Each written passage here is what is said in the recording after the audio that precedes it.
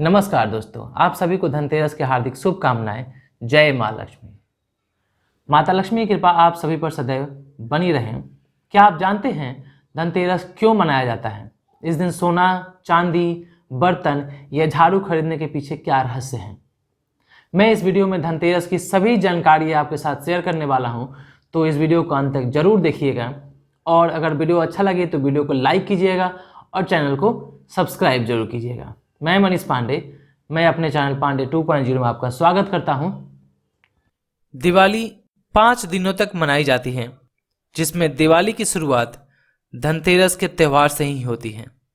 सबसे पहले धनतेरस, फिर छोटी दिवाली, फिर बड़ी दिवाली, गोवर्धन पूजा और आखिर में भाई दूज का त्यौहार आता है। कार्तिक मास के कृष्ण पक्ष की त्रयोदशी तिथि के दिन धनतेरस मनाया जाता है। अब आप सोच रहे होंगे कि इस त्यौहार का नाम धनतेरस क्यों पड़ा। धनतेरस में 2 शब्द हैं, धन और तेरस। धनतेरस के नाम के हिसाब से धन का मतलब है समृद्धि, सोना चांदी, रुपया पैसा, और तेरस का मतलब 13वां दिन यानी कि त्रयोदशी तिथि। धनतेरस कार्तिक मास के कृष्ण पक्ष की त्रयोदशी तिथि के दिन मनाया जाता है, इसलिए धनतेरस को धन त्रयोदशी के नाम से भी जाना जाता है। यह भी कहा जाता है कि इस दिन कोई भी वस्तु खरीदने से इसमें 13 गुना वृद्धि होती है, इसलिए भी लोग ज्यादातर सोना चांदी की आभूषण या बर्तन खरीदते हैं। प्राचीन कथाओं के अनुसार सोना में कलयुग का वास होता है, तो कुछ लोगों का मानना यह भी है कि अगर सोना में कलयुग का वास होता है तो धनतेरस में सोना खरीदना शुभ कैसे होगा।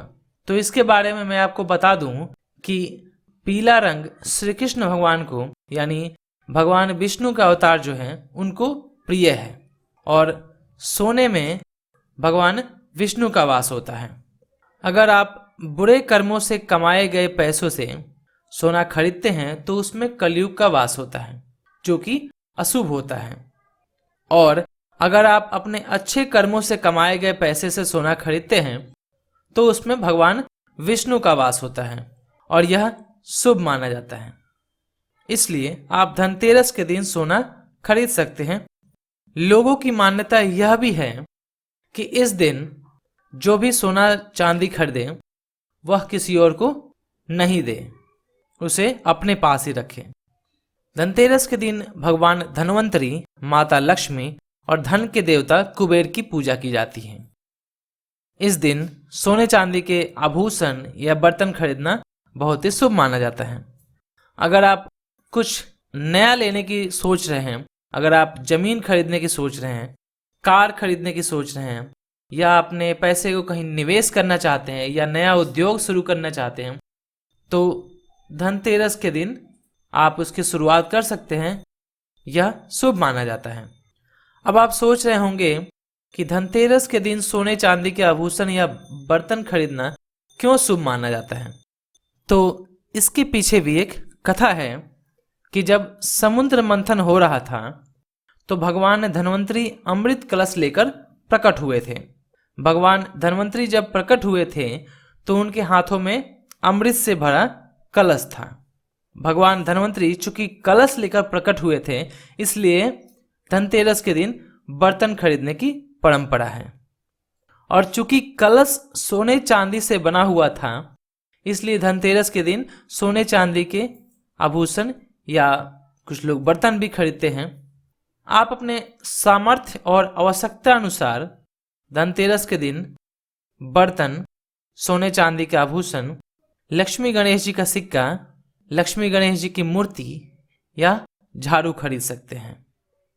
धनतेरस के दिन झाड़ू खरीदना भी शुभ माना जाता है। मान्यता है कि धनतेरस के दिन घर में नई झाड़ू लाने से माँ लक्ष्मी की कृपा बनी रहती है। धार्मिक मान्यताओं के अनुसार झाड़ू को माता लक्ष्मी का प्रतीक माना जाता है और कहा जाता है कि उसमें माँ लक्ष्मी का वास होता है। झाड़ू को नकारात्मक शक्तियों को दूर करने और सकारात्मक शक्तियों को संचार करने वाला माना जाता है। इस दिन झाड़ू खरीदने से बुराइयों का नाश होता है और लोगों को आर्थिक तंगी से छुटकारा मिलता है। कहीं कहीं धनतेरस की शाम घर के बाहर मुख्य द्वार पर और आंगन में दीप जलाने की भी प्रथा है। कथा के अनुसार किसी समय में एक राजा थे जिनका नाम हेम था। भगवान की कृपा से उन्हें पुत्र की प्राप्ति हुई। ज्योतिषी ने जब बालक की कुंडली बनाई तो पता चला कि बालक का विवाह जिस दिन होगा उसके ठीक 4 दिन के बाद उसकी मृत्यु हो जाएगी। राजा इस बात को जानकर बहुत दुखी हुए और राजकुमार को ऐसी जगह पर भेज दिया जहां किसी स्त्री की परछाई भी ना पड़े। विधि का विधान के अनुसार एक दिन एक राजकुमारी इधर से गुजरी और दोनों एक दूसरे को देखकर मोहित हो गए और उन्होंने गंधर्व विवाह कर लिया। विवाह के 4 दिन बाद यमदूत उस राजकुमार के प्राण लेने आ पहुंचे। जब यमदूत राजकुमार के प्राण ले जा रहे थे उस वक्त उसकी पत्नी का विलाप सुनकर उनका हृदय भी द्रवित हो उठा, परंतु विधि के अनुसार उन्हें अपना कार्य करना पड़ा। एक बार यमराज ने अपने दूतों से पूछा, प्राणियों को मृत्यु की गोद में सुलाते समय तुम्हारे मन में कभी दया का भाव नहीं आता क्या?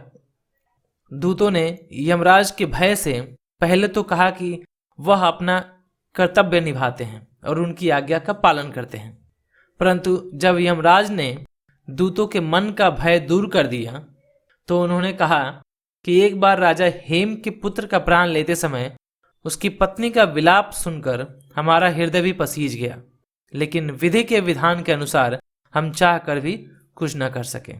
यह बात सुनकर एक दूत ने बातों ही बातों में यमराज से प्रश्न किया कि अकाल मृत्यु से बचने का कोई उपाय है क्या? इस प्रश्न का उत्तर देते हुए यमराज ने कहा कि जो प्राणी धनतेरस की शाम यम के नाम पर दक्षिण दिशा में दिया जलाकर रखता है उसकी या उसके परिवार के किसी भी सदस्य की अकाल मृत्यु नहीं होती है। इस मान्यता के अनुसार धनतेरस की शाम लोग आंगन में यम देवता के नाम पर दीप जलाकर रखते हैं। मान्यता कोई भी हो, जब दिवाली की शुरुआत धनतेरस से होती है तो आप धनतेरस से आप दिया जलाना शुरू कर सकते हैं। आप उस दिन अपने आंगन में या दरवाजे पे आप दिया रख सकते हैं, यह शुभ माना जाता है। तो आशा करता हूँ आपको मेरा यह वीडियो अच्छा लगा होगा। अगर आपको वीडियो अच्छा लगा तो मेरे वीडियो को लाइक कर दीजिएगा और चैनल को सब्सक्राइब कर दीजिएगा और इस वीडियो को जितना हो सके अपने दोस्तों और अपने रिलेटिव्स के साथ में शेयर कीजिएगा। वीडियो देखने के लिए बहुत बहुत धन्यवाद। जय माँ लक्ष्मी जी।